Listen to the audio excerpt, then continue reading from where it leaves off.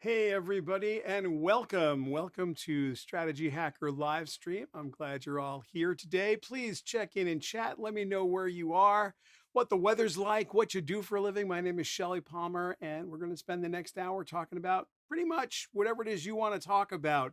This is your time, and the chat is actually where all the magic happens. So please check in. Let me know where you are. Hey there, Mickey. Welcome. Let me know where you are and what you're up to, what service you're listening on. I know we've got some people on Periscope, which is now technically Twitter. It used to be Periscope. It may still be a little bit of Periscope. I know they're going to end of life it right now. Hopefully, we've got some of you on Twitch because I'm excited about that. I see a couple. We'll see if anybody else shows up. LinkedIn, you look like you're online for the first time in a couple of weeks. Hopefully, you are with us at LinkedIn Live. We've had a lot of trouble with our stream key at LinkedIn Live. It's a very persnickety stream key. Facebook Live, I hope you're there. I see a bunch of people on YouTube, so welcome. Again, please check in on chat. Let me know where you are, what you're doing, what the weather's like. If you have any questions, today is the day. It's an Ask Me Anything, although we got a lot of ground to cover. Ton of things to talk about today. Absolutely a ton of things to talk about today. So yeah, okay, we got some people on LinkedIn. That's fantastic. I'm glad to hear it. Very glad to hear it. Welcome. And while we're waiting for everyone to get settled, again, the chat is where the magic happens. So please do check in and let us know where you are and what you're doing. And of course, what you do for a living so that you guys can all interact. Hey there, Richard. How are you? Glad that you're here. Let's just jump right into some housekeeping. Of course, we're on PGX. We have to make a switch here. We're getting ahead of ourselves. Let's go back. We're on YouTube Live. That's the basic catch-all channel. So if you want to be in the chat, in the channel description, there's a Discord server link. You are all invited to the Discord server. Hey, David Hool. Hey, Ken Weissman. Welcome. You're all invited to the Discord server. It's a general Shelly Palmer Discord server. Everybody who's in this chat should be there. If you are on Facebook, you should be able to interact. You might only be able to post and not see. YouTube, you're back and forth. I know that for a fact. LinkedIn, I know you're back and forth. I know that for a fact. But if you want to be in it for sure, in the channel description, there is a link to the Discord server. You are welcome to jump in and you'll see everybody there. So I hope you will join us. And of course, if you're having any trouble whatsoever, YouTube Live. Glad it's sunny in Sarasota, Florida, David Hool. It is actually a pretty wonderful day here in New York, actually, as days go. Most of you I know are PGX members, but if you're not a PGX member, also in the channel description, there is a link to pgx.tech. That is our private social network. It's invitation only. But we found that if you're listening here, you are more than welcome to join us because this is a pretty self-selecting group. Hey there, Roger. How are you? Roger, where are you today? What part of the world do we find you in? So yeah, PGX is a pretty self-selecting group. It's a great place to comment on the things we're going to talk about today. I do a daily email, which we'll talk about in a minute, but the conversation that goes on at PGX, very, very high level and a lot of fun. So welcome from Jordan. Wow, Muyad, thank you. The weather's fantastic in Jordan. I bet it is. Thank you so much for joining us today on LinkedIn Live. That's fantastic. So if you'd like to join on PGX, please do. pgx.tech. The link is there. You'll be instantly accepted. You'll find a lot of people who are interested in technology, media, marketing, healthcare, health tech, education tech, everything that we kind of cover in our salons. We see at PGX. So I hope you'll join. Hey there, Tori. Glad you're with us today from Connecticut. Malaga, Spain. Welcome, Jesse. That's fantastic. Aldo, welcome. Welcome. I'm glad everybody's here. What a nice crowd this is turning out to be today. Of course, I want to hear from you directly. So my actual email address is shelly@shellypalmer.com. And you can follow me on Twitter at Shelly Palmer or DM me there. Please, if there's something I can do for you, let me know. Shelly@shellypalmer.com. Josh Golden, welcome. How are you, young man? Where are you in from today? Where are you?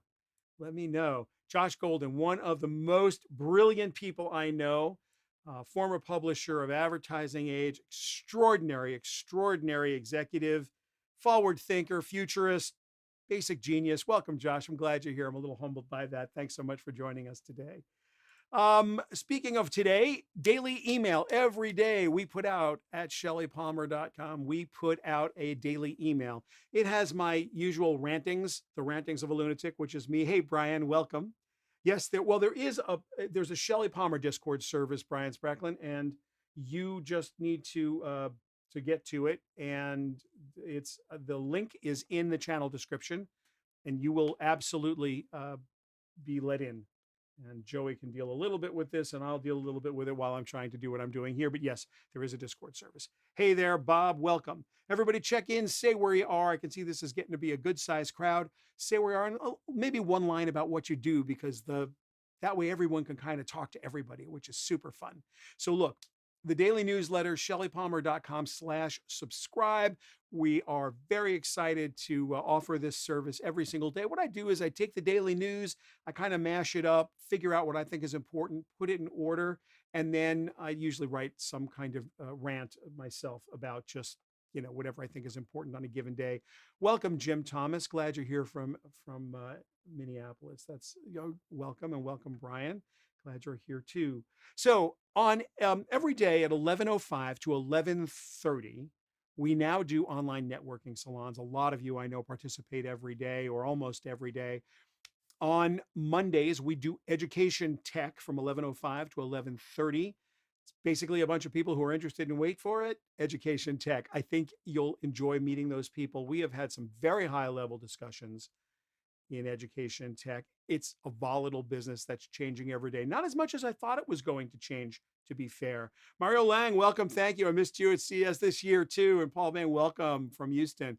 Yeah, education has changed so much, and yet it's hanging on. The K through 12 group is hanging on tight. And I think the minute we can all go back to school, we're going to see it not change at all. But that doesn't mean the people in our education tech salon don't want it to change and aren't doing things to change it. Tremendous group of people doing work in apps and online learning and online teaching, and the combination of both. People who are very innovative, working in sociology and psychology. There's a lot going on in education tech. Mondays, 11:05. You're welcome to join us anytime. On Tuesdays, we do leading edge tech, and that's a catch-all for just all the crazy stuff in the world. Thinking about SpaceX and getting a seat on the next SpaceX so that you could be a space tourist. That's where you're going to talk about it. 5G, quantum computing. If you want to talk about anything new, next, exciting, fun, crazy, if you're into Raspberry Pi, if you're into any kind of communications technology, if you are a builder of PCs and you want to go deep into what's going on with graphics cards right now, a favorite subject of mine, you're going to find all those people leading edge tech on Tuesdays. Wednesdays, we do health and wellness tech.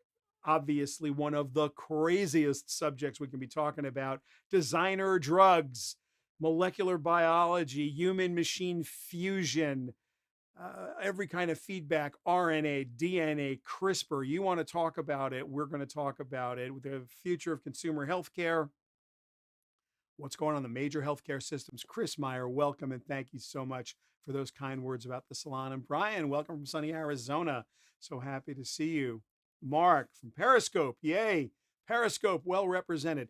Mark, are you on Periscope still, or is it Twitter? I haven't actually been on Twitter since the switch. Are we live streaming on Twitter, or are we live streaming on Periscope, or some weird hybrid? I do not actually know the answer, and that'd be something I probably should know, considering what I do for a living. Anyway, wellness tech, health and wellness tech on Wednesdays, and then Thursday, by far the very biggest of the salon days. There are always 50, 60 people that we break up into groups of 5 and 6 into wonderful breakout rooms. Jamil, welcome from Leon. Welcome, welcome. Glad you're here. Tech, media, marketing. It's what the Palmer Group started in. It's what we are really well versed in.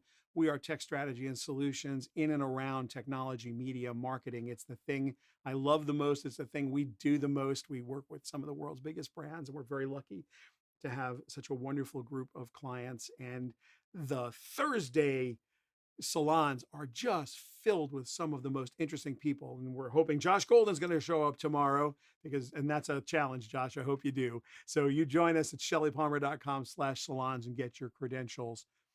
Mohammed, welcome. I would absolutely love to hear what you have to say. You can email me at shellypalmer.com. Just a little more housekeeping, and then we're going to jump into today. There's so much to cover. Again, the chat is where it's happening. Not only do I want you to ask me anything at all, you absolutely can put any question you want in chat, and we'll share it with the group. I'm happy to answer all of your questions. Tell us who you are, tell us where you are, and a little bit about yourself. And inside chat, please feel free to interact with each other as well as with me, because we've had some of the most robust chats. And really, the chat room here, it's really a chat thread, a long chat thread, but it has each week just grown and grown and grown. And it's one of the most interesting places in all of the Shelly Palmer community world. This is the most freeform, and I'm certainly the most international. So feel free to chat amongst yourself, but of course, please ask me whatever questions you'd like to ask.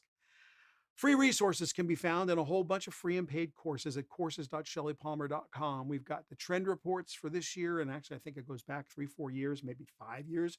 You can absolutely, hello, Greg Willis, and hello, Fred. How are you? Welcome, and I'm glad you're on YouTube. Yeah, the courses.shellypalmer.com. We've got the trend reports from the last, I think, 5 years. We've got a bunch of interesting free templates and downloads. There's a nice writing about SWOT diagrams and interesting writing about PNG memos, the famous PNG memo. That is always a favorite. We get people, hundreds of those are downloaded every day, and you're welcome to download it. It's absolutely free. The SWOT diagram and SWOT analysis tools there and template are available for free. Very interestingly, yesterday, for some reason, somebody must have written about it on the internet. I have a little writing there about decision matrices, how to do a decision matrix and how to make an evidence-based decision. I guess there aren't as many evidence-based decisions being made today as there should be. And yesterday, there were all kinds of people downloading that template. You're welcome to go to courses.shellypalmer.com, and whatever free resources are there, you are welcome to. It is my absolute pleasure. Let's see, if you're going to do any kind of tweeting, and I hope you do a little social media about the Strategy Hacker live stream, please, please, please use the Strategy Hacker hashtag. I'd like it very much if you did that. And now from the sublime to the silly, I have, and I think I've said this on the last few live streams, I've become a little bit of a TikTok celebrity.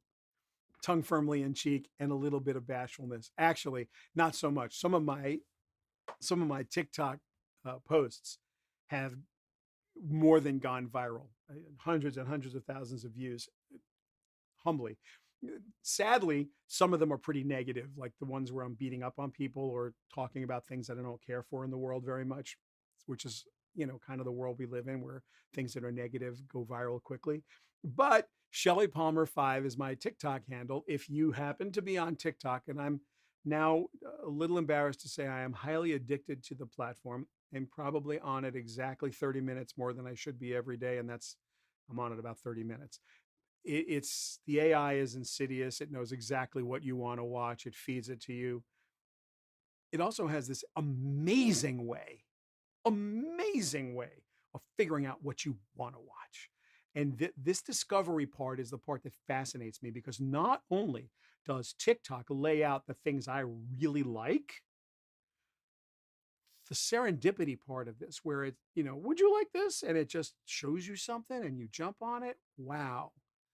That's magical. That's really something impressive. So TikTok, we've said a lot of good things about it. There's a lot of negative stuff about it. I don't know how little kids are dealing with it. I don't know how many underage children there are on it. This cannot be for the faint of heart. It absolutely should be monitored by mom and dad. This is not a place for kiddies by themselves. Certainly nobody under the age of 13, 14, 15 years old should be anywhere near this thing. There is some unfortunate stuff on TikTok, really unfortunate. But for the most part, because of my own preferences and the things I guess I've told the algorithm by my actions that I like, it seems to feed me woodworking, music theory, which I really don't care much about. A little bit too much on the political spectrum now. I think that's just the aftermath of January 6th. There's a little too much of that. Really, really nice recreational stuff. All the things that I'm personally into, my personal hobbies, the things that I really like to do it just seems to have figured out, and it's just sending me things. And I learned a lot. Also, I'm fascinated by the non-advertising advertising. I've probably purchased more things from being exposed to them on TikTok in use cases where someone's demonstrating what they're doing with an item as opposed to telling me I should go out and buy it. And that's very impressive. And also, my oldest granddaughter, who's just under the age of 13, she's about 12 and a half, is really deep into Procreate. And so I've been watching all these Procreate tutorials on TikTok, and it's now feeding me a lot of Procreate tutorials. And I download the ones that are appropriate for her, and I share them with her. And it's given us a really interesting way to chat because I would never get to see this level of Procreate prowess in my day-to-day goings on. It's just, you just wouldn't be exposed to it. So it's kind of amazing what you can find there. And yeah, Shelly Palmer 5, you come on down, quick follow, quick like, and of course you can comment. Hey, Stephen Gatolo, welcome. Aftermath of March 4th. Yeah, yeah. I don't know what the aftermath of March 4th would actually be. Bob, let's see. Asking for an educator friend. They are doing Google Classroom, Meet with Invite, and they are getting random phone calls during the middle of sessions constantly with Shelly Palmer and Seth Everett. Premieres. It's a podcast. Spotify, Apple Podcasts, wherever your favorite podcast is going to be sold, or I should say downloadable for free. Yeah, we're going to start a new podcast. Be a half hour. Basically, it's going to be me ranting about the things that Seth doesn't, wants to talk about, however that works out. Hey, Gabe Joseph, welcome. Yeah, it's going to be a new podcast. I'm very, very excited about it. I had Seth as a guest a couple weeks ago here on Strategy Hacker live stream. We had a lot of fun, and he is a really professional, spectacular podcaster. He's got some really good podcasts of his own. So I'm not sure why he wants to do another one with me, but we're going to do it. So we will keep you posted. If you're interested in learning about it when it happens, just shoot an email to Shelly@shellypalmer.com, or any way you want to contact us, DM me or what have you. Certainly you can reach out at Shelly@shellypalmer.com or at Shelly Palmer, and we'll let you know when it premieres. I think if Apple gets its act together, because we've got to get into the Apple podcast store, that usually takes 5 to 7 days. We'll hopefully get this going next Tuesday. If not, it's going to premiere the Tuesday after it. So Tech Stream with Shelly Palmer and Seth Everett, you can look for it wherever fine podcasts are downloadable in the next little bit. And yeah, welcome everybody. What a nice crowd today. Thank you all for joining. Again, in the chat, please tell me all where you are, what's going on. I hope we're not buffering. Ken, I hope that is something that Restream is dealing with, because everything here looks good. Not a lot of CPU is being chunked. And yeah, we just lost a bunch of people off of YouTube. So I bet we did buffer a little bit. I'm wondering about that myself.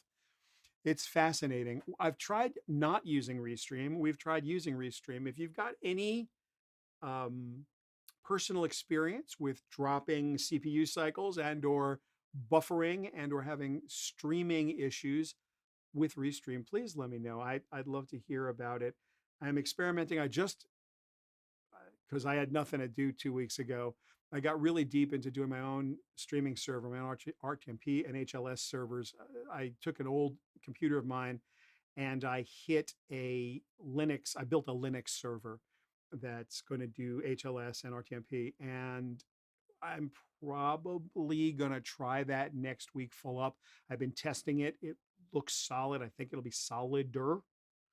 So I was buffering for a while on YouTube. Yes, that's amazing. Well, that I can blame firmly on our friends at Restream. Yeah, I can see everybody coming back on YouTube on the meters. Huh. YouTube. Huh. Okay, really interesting. Thank you. Had to refresh. Thanks, Steve Catola. It's like live is interesting. I'm looking at it now. I've got 900 megabits per second up out of here, 973 megabits up, got 952 megabits down.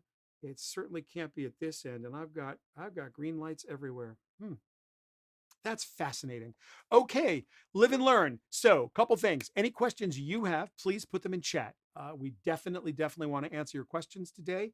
If you would Tell me where you are in the world. And of course, for the benefit of the other people who are in chat, tell us where you are and what you do. Bad lip sync.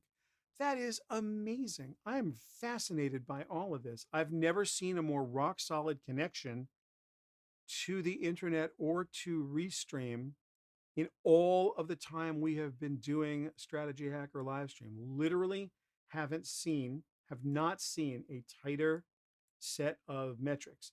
So this is beyond fascinating to me. And please keep me posted as to what's going on. I really want to know. You guys can all do a quick window refresh. That would be Command R or Control R if you're on Windows, Command R if you're on a Mac, and that'll refresh the window and see if that helps in any way. We're back up to over 50 streams on YouTube, so maybe. LinkedIn, I can't tell. Looks like that world has gone away completely. It's fascinating. As we love to say, technology sucks, or at least it can. So there was a lot going on. As it turns out, robocalls are back to pre-pandemic levels, which is amazing. Let me know if you guys have actually felt and experienced that. We saw a bunch of stuff this week. We saw a bunch of stuff this week. Stats from all kinds of people who are measuring.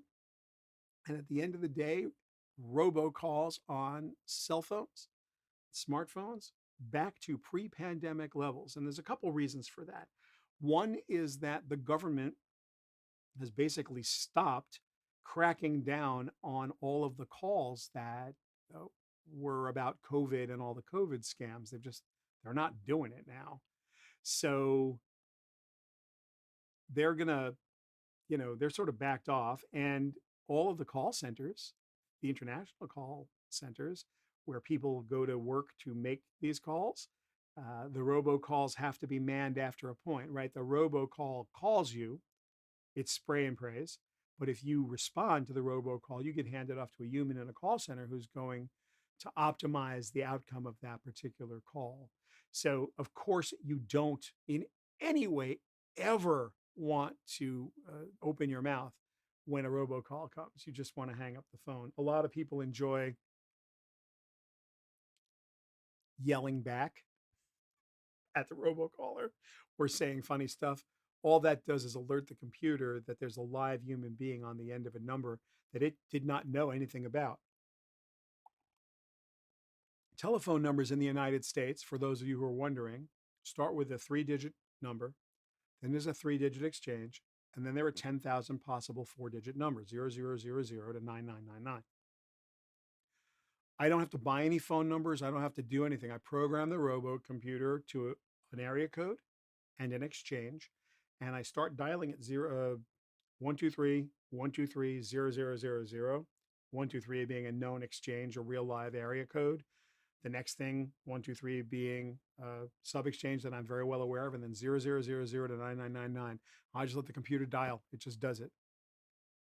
So the computer has no way of knowing, the robocaller has no way of knowing if the number is live or not, unless it's calling from a database of known live numbers. It has no way to know.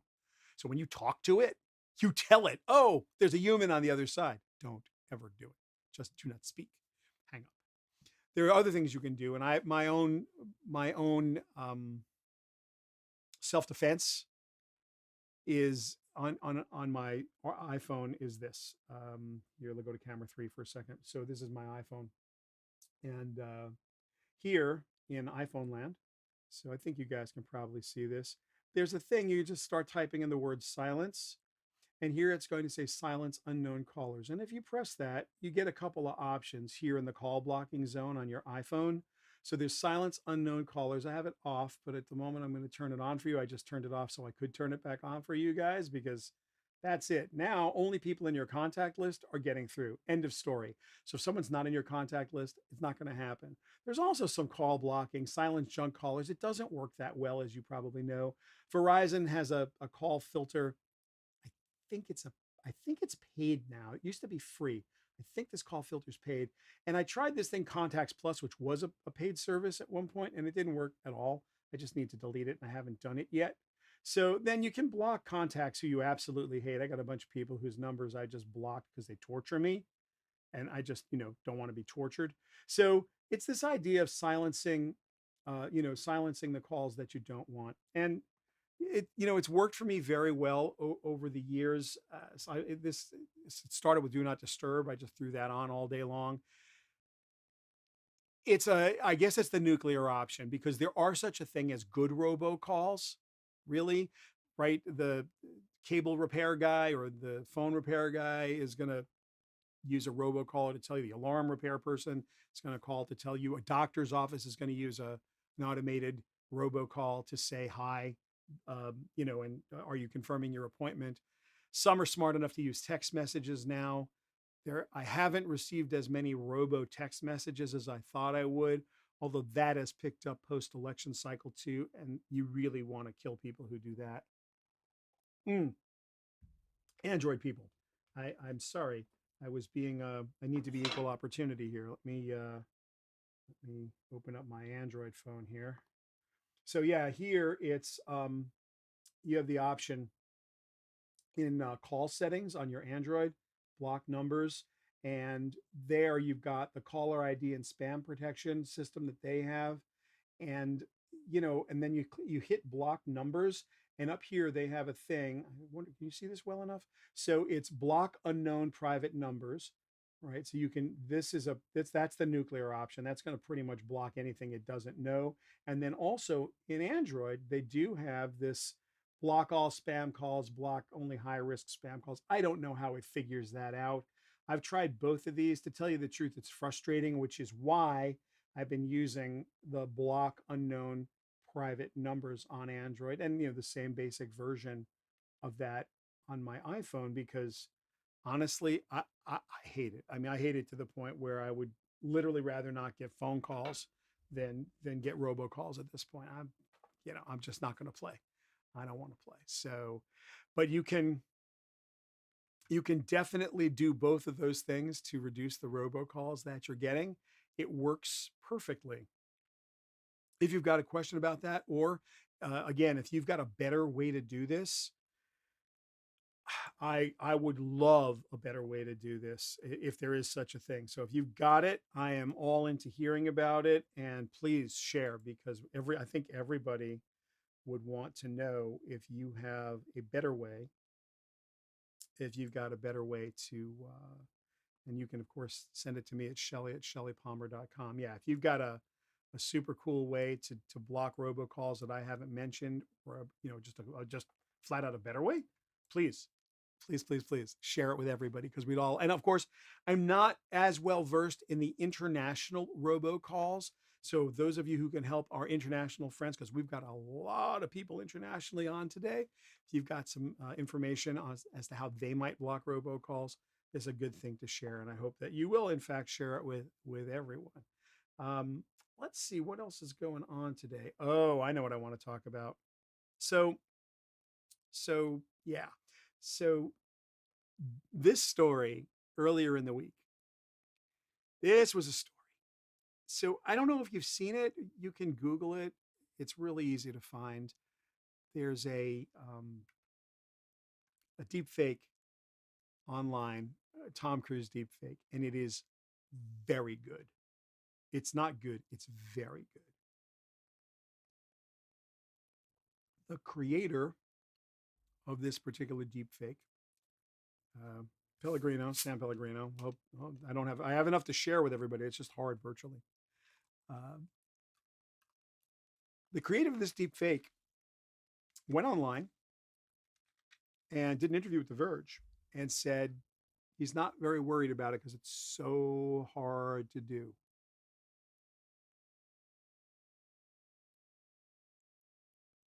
What? The creator of this deep fake experience, which is really good. I'm not going to say it isn't. It's really good. And yes, I can see that it took a lot of time. It's clear that it took a lot of time. Of course, it took a lot of time. He articulated the things that took him time: mapping the face, doing the fine tuning and the enhancements. So yeah, I get that. But all the things that this particular deepfakes creator did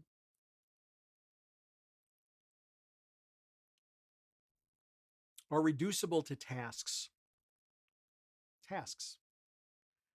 that you might consider cognitive non-repetitive, right? There are four kinds of work: manual, repetitive, manual non-repetitive, cognitive repetitive, and cognitive non-repetitive. Cognitive repetitive, we already automate. We use data processing to do that. It's really, since the 50s, we've been doing cognitive repetitive tasks by computer. And I have often said, if your job is taking a box in Excel, taking a number in a box in Excel here, writing some narrative and putting the other number in Excel in another box here, and that's your whole job: number here, write a little narrative, put it in two boxes in Excel. If that's your job, your days are numbered. The idea that you cannot train a model to do 100% of what's going on in deep faking, to have the aesthetic judgment, because aesthetic judgments are rule-based. I'm going to say it again. Aesthetic judgments are rule-based. They just are. It's flat out. That's what's going on. And it seems almost impossible. It seems almost impossible that you cannot, over time, reduce any recognition process that is algorithm based to a point where you can train a model to do it. It's just that simple. So, David Hool, you're having audio problems. Wow. Okay. Anybody else having a delay? This what this is probably news. I hope the world isn't under some kind of attack. It's crazy because honestly, I've never seen tighter numbers in this. I'm close to a gig in each direction. All of the needles on this entire set of dials are beautiful. So if you're getting an audio delay, let me know. So anyway, okay, no delay here. Very interesting. So anyway, I really push back. Here's the thing. You are experiencing right now the slowest rate of change you will ever experience ever again for the rest of your life. Today's the day. Change is happening slower right now. And obviously change is happening at an uncontrolled pace, an insane, uncontrolled pace. Insane. So I have trouble keeping up, and it's my job to keep up. I have no idea what everybody else is doing to stay on top of what's going on in the world. But literally today, you are experiencing the slowest rate of change, technological change, you'll ever experience for the rest of your life. So don't think for 1 second that this isn't going to be that literally this isn't going to be an Instagram filter at the earliest possible convenience. Literally an Instagram filter. And why this is different and why this is not the same as, oh, we've been doing this for years. We can have that conversation. Oh, we've been doing this for a year. What about Photoshop? Everybody knows about Photoshop. You Photoshop pictures. Like, why is it a big deal? You Photoshop pictures. Everybody knows they're Photoshopped. Yeah. The thing with all of this that's been done up to now is that you and I can spot it. We know what to look for and we can spot it. And right now, I wouldn't trust any photograph that I didn't personally take. If I made an image, I know I made it. I know what's real and what's not real about it. But when I see an image online, I make the instant assumption, at the very least, somebody adjusted hue and chroma. At the very least, somebody adjusted levels, black levels and white levels. Somebody dealt with shadows and highlights, at the very least. Probably if someone's not schooled in the art, but they are young at heart, they've hit an Instagram filter or some kind of photographic filter. Maybe they want to make me feel nostalgic that this picture was taken in the late 60s, early 70s. Maybe they're trying to just add a little bit of blue hue or sepia hue to it to make it more dramatic. You want to make it in the gloaming, you put a little orange filter on it. Maybe you sharpened it. It's at least that. And most likely, if it's a serious photograph, someone went in there and and got some wrinkles out. Everybody did digital Botox. There's so much people do to photographs right now. Dropping out a background, you go to remove.bg, throw your photo in there, the background's gone, and deal with your shadows a little bit. You manipulate photos all day and all night. It's not a problem. Here's the thing. When I do this with deepfakes, audio and video, you're not going to know. We're getting there. We understand two-dimensional representations of three-dimensional objects. And when they're in motion, we have conventions. We literally have conventions of what it means to watch two-dimensional images. We learned them when we started watching stage plays 3,500 years ago, when the Greeks pretty much invented the proscenium stage, or when the first theaters were, first amphitheaters, first theaters were popular, I guess. I was in the lost city of Ephesus, which I guess isn't lost anymore because they've found it. It's just outside of Kuşadası, Turkey. And Ephesus is interesting because there are three amphitheaters there. There's a 7,000 seater, there's a 14,000 seater, and there's a 21,000 seater. And every single night, everybody in the town who lived there, every citizen was entitled to a seat in this amphitheater. There were concession stands. There was indoor bathrooms. There was like plumbing with aqueducts for indoor like restrooms. It was almost indistinguishable, to be fair, from a modern stadium, from a modern 7,000, 14,000, or 21,000 seater. I think the 21,000 seater when I was there was still being unearthed. But there was a concert in the 7,000 seater the night that I was there that they held for us. Wow, it sounded amazing. But the important part is that what happened in Ephesus every single night is really cool. They had an oration, or they had a stage play, or they had a political debate, and everyone in town got to come and hang out, and they got to get their whatever their fast food was on the way in, and they could run to the bathroom without having to go all the way out to the woods or what. Like, it was like it is now. And people then learned how to be the audience. They learned how to be the audience. So when you go to a movie or you're watching television, I mean, some people scream at the screen. Some do. But mostly, to sit there quietly because the people can't hear you. We understand what it is to watch two-dimensional images, and we suspend our disbelief and we say, well, that is a two-dimensional motion image of a three-dimensional world. But I understand that. If you get sufficiently into the story, if it's well enough written, well enough acted, if there's enough craft demonstrated in the production values, and sometimes even if there isn't, you can lose yourself in a story. How often do you get a little misty or you get happy? I mean, you definitely can immerse yourself, and you will willingly immerse yourself in a two-dimensional representation of our three-dimensional world. If you will do that now, wait till I'm done with you. The 4K Rickroll, just Google the 4K Rickroll. It's amazing. So you'll really get a sense of where we're headed. Not being able to believe your eyes, not being able to believe your ears.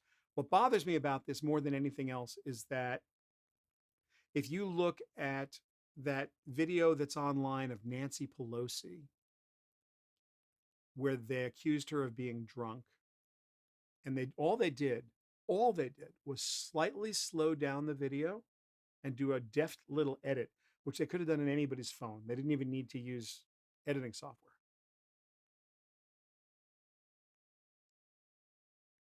Everyone who knew that was fake or didn't want to believe it was unconvinced, and everyone who wanted to believe it could not be convinced it wasn't real. No matter what you said, didn't matter.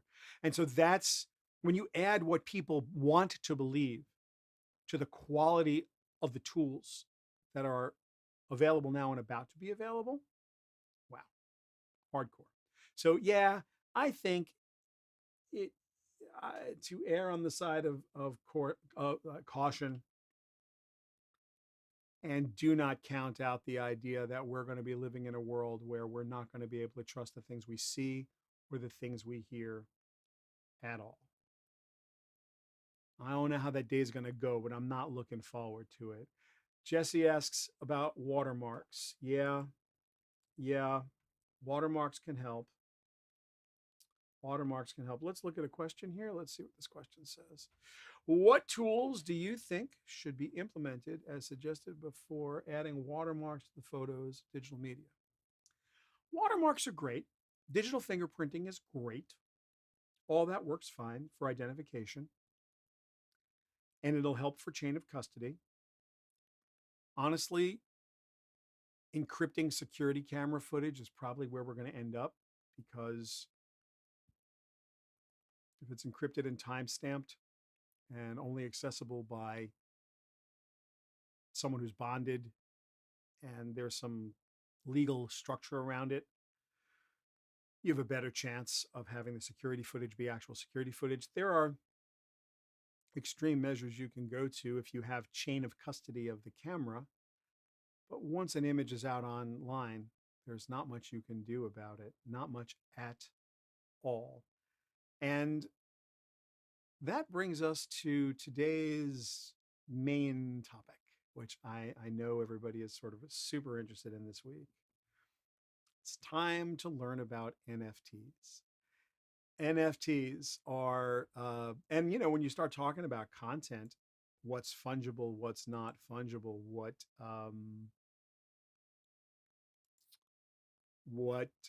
you can and cannot actually use from a do you believe it point of view. Like, what can you believe? Is this really yours?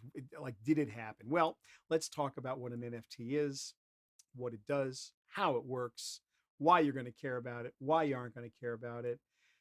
How many of you have an Ethereum or any crypto wallet? If you have a crypto wallet, you can let me know. If you got a favorite crypto wallet, let me know, because we're going to talk a little bit about cryptocurrency now. We're going to talk a little bit about NFTs, non-fungible tokens. Non-fungible tokens are exactly the opposite of cryptocurrency. For those of you who are into it, this will be maybe a little bit boring, or maybe it's something you really already know. And I apologize. I'll just confirm that you're already a genius at it. And Declas, welcome from Nairobi. So happy to have you here. Yeah, Brian, I sort of was building up to NFTs for authentication. That's sort of where my head was on this. So NFTs are exactly the opposite of cryptocurrency. And what I mean by that is cryptocurrency is fungible. Every single crypto coin, every crypto token is the same as another crypto token. That's the magic of it. It's the same as actual dollar bills, right? $1 bill, other than having a unique serial number, is no different from another dollar bill. If I have a dollar bill and you have a dollar bill, they do the same thing. They're fungible. I can give you mine. You can give me yours. No harm, no foul. It's a dead even exchange. So cryptocurrency became important because people felt that if you were doing transactions between non-trusted parties, here was a way to have an anonymous currency that was digital. It was unique. It couldn't be copied in theory, very hard to hack in theory, and fungible. An NFT, a non-fungible token, is exactly the opposite. Each one is unique. It has a unique serial number, and it is stored on a blockchain exactly the same way that cryptocurrency is, but it is just a polar opposite technology. So it looks like some of you have Coinbase, and a couple of you texted me privately right now saying you don't want to say what wallet you have. I've been doing cryptocurrency, I should say dabbling in cryptocurrency. It's not a favorite technology of mine, but blockchain I like for certain things. Number one thing I like it for is cryptocurrency. So if you are going to start to get into this, you do need a digital wallet of some kind. I don't have a dog in this hunt. I really don't. But if you're getting into it, this is a hardware version, Ledger Nano S. This is a hardware crypto wallet. It's about as secure a crypto wallet as there is. While anything can be hacked, this is pretty good. I think most people would say that for a hardware wallet, this is top of the heap. I like it because you get to keep your own tokens. That's important, right? Keeping your own tokens is important.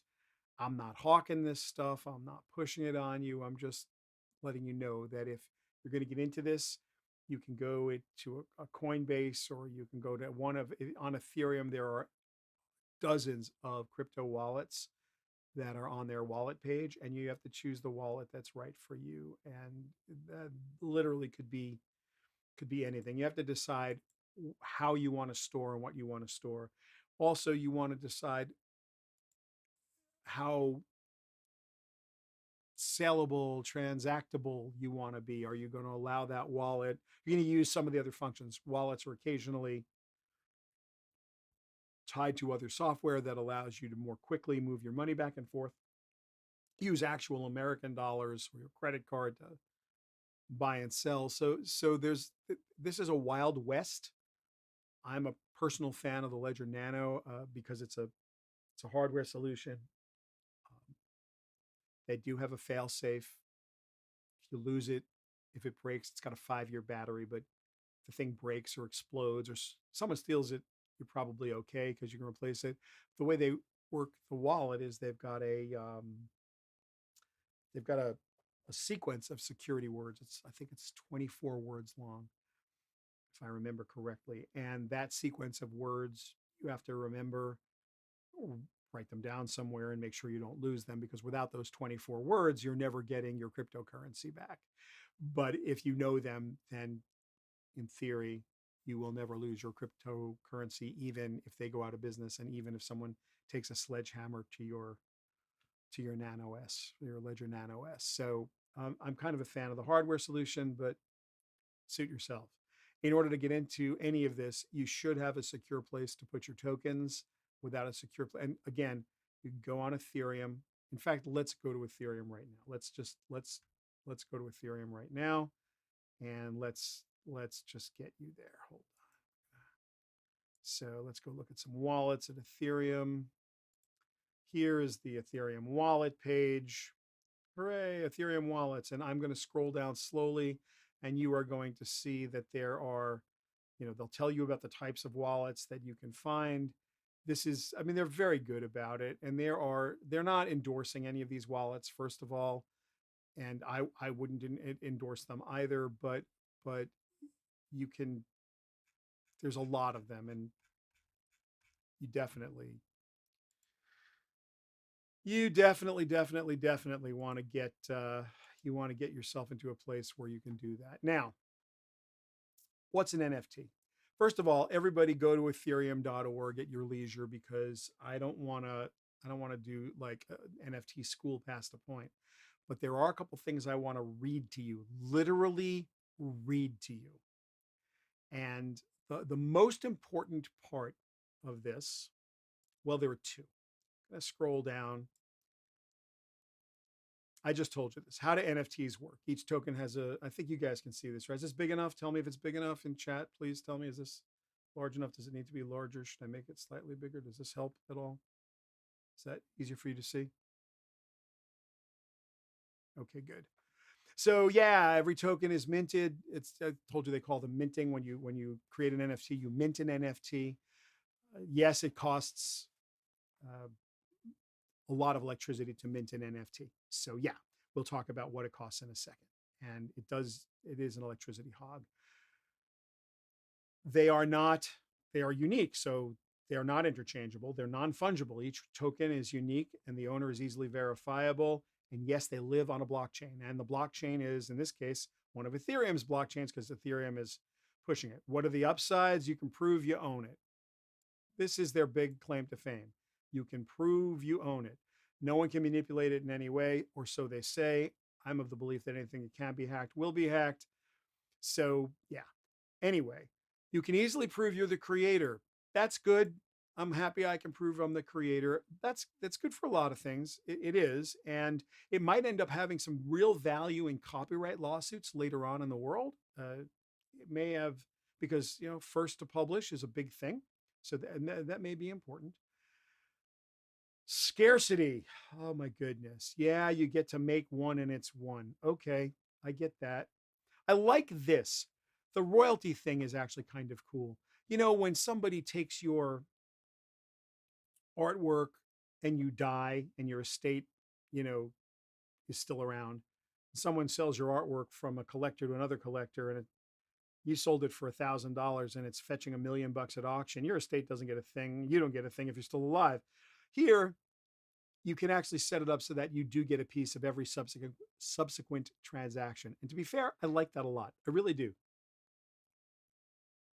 So I think that's a plus. I do. This is what they think the use cases are: digital content, gaming, domain names, what have you. And yeah, this is all true and it's all fine, and I'm happy to say you can do that. I want to scroll down to the most important part, which is right here. Let me get my own picture out of the way, because I'm going to read this to you out loud, because to me, this is, and I'll make it bigger so you can read along. Hopefully you can read along with this. See if I can make this slightly bigger. Is that too big or is that good? No, that's too big. Let's see.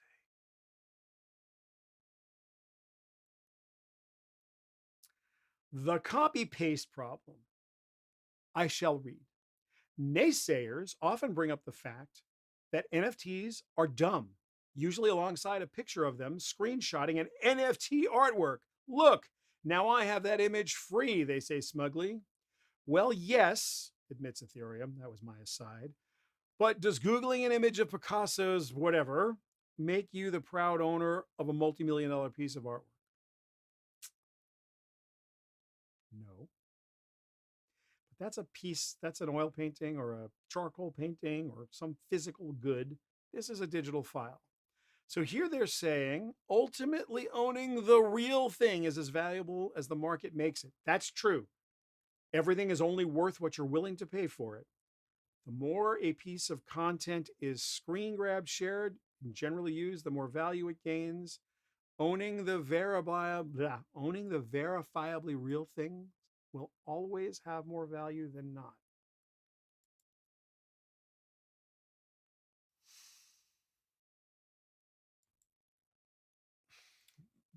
What?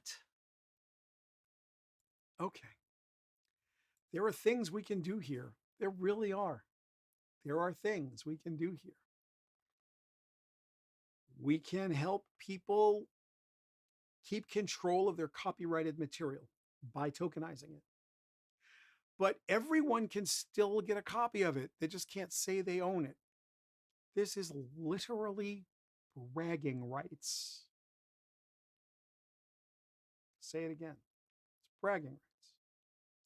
I own Jack Dorsey's first tweet on Twitter.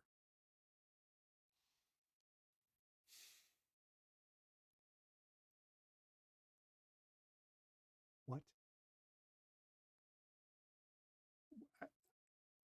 What? So yeah, you could take a piece of digital art that's brand new and say, okay, this is the original piece of art. It's now tokenized. It has a unique serial number. This is the original. This is the file that the next Picasso made. The original file. Picasso pressed save, Picasso, the 21st century version, pressed save and uploaded this file. Okay. I'll buy some of that. By the way, if I let myself, and I really have to work hard, if I let myself, I can imagine some of the musicians that I revere, truly revere, literally pedestalize. And all of you know that I've been composing and producing my whole life. That's my original job, that's what I did for a living for the full time for the first 42 years of my existence. All I did was write music and produce music every day, all night. And most of it was done as recording arts. We built a lot of studio tools to do it. And We pressed save and uploaded a lot. Are those files, the original files, intrinsically more valuable than a digital copy you might have? No. But I can imagine, I can imagine caring if I had a file of the original file that Michael Brecker recorded his last recording session on, may he rest in peace. Would I pay real money for that?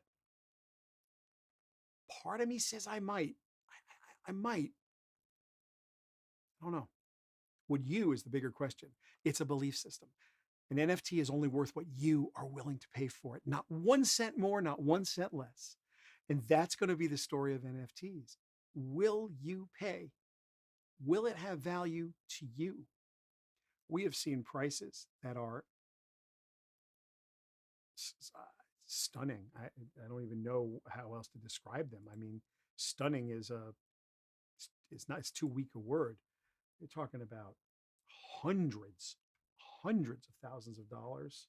Well, look, the Jack Dorsey tweet, the last time I looked, it was over $2.5 million as the auction bid for it. The concept of the tweet. Concept of the tweet. It's a hard one. Last thing I want to talk about in NFTs is actually a little more serious because, this is absolutely real. This is absolutely real. We're at a situation now where it's about $27 to mint an NFT.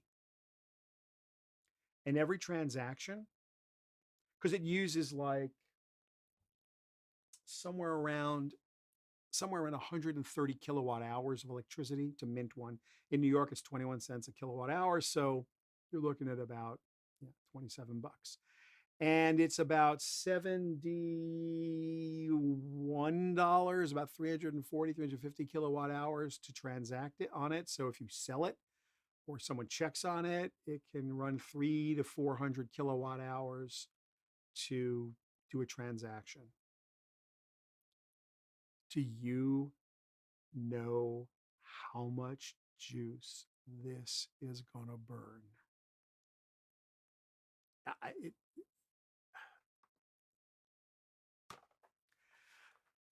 You do not want to take your kid's artwork and from the refrigerator and make an NFT out of it, because while it's not going to cost you $21 or $27 to mint the NFT, and it's not going to cost you $71 every time it happens, about $71 of electricity is going to get burned every time that happens. And it's, you're talking about thousands of servers that are doing a proof of work consensus to prove that this NFT is real. Please compare this energy usage to the daily use of my iPhone. The difference is, I'm going to make this number up, 10,000 servers do not get engaged every time you touch your iPhone and try to prove a mathematical problem that burns CPU cycles at 140 to 180 degree internal temperature that requires cooling. Some of the NVIDIA cards are sunk in an oil cooled or water cooled because of the amount of heat they generate grinding through proof of work. Now, Ethereum says they may do a proof of stake version of this. If you don't know the terms proof of work and proof of stake, now is a great time to Google them and get. Now, by the way, there are plenty of people who say that this is not an issue. There are plenty of people in environmental watchdogs who say this is an issue. It is hotly debated. I'm not here to tell you which is right or which is wrong, but it is irrefutable. You're burning through a ton of CPU cycles on a ton of servers when you mint an NFT and when you transact on one. Folks, we're coming to the witching hour, and I got a little ahead of myself. Tech Stream with Shelly Palmer and Seth Everett next week. YouTube Live next week also. I'll be here. Please reach out, Shelly at shellypalmer.com, and let me know if there's anything I can do for you. As you know, I really love hanging out with all of you. Thank you. Put your name in chat. Reach out to me at shellypalmer.com. Reach out to all the people in chat. If you want to meet anyone, if there's anything we can do for you, you let us know, and we're going to do our very best. Salon tomorrow is technology, media, and marketing. I hope you meet us there. You can find out at shellypalmer.com/salons. And that's a great place for you to hang out and meet people. You can interact and talk to everybody. And with that, I'm just going to thank you very, very much and say, we'll see you next time.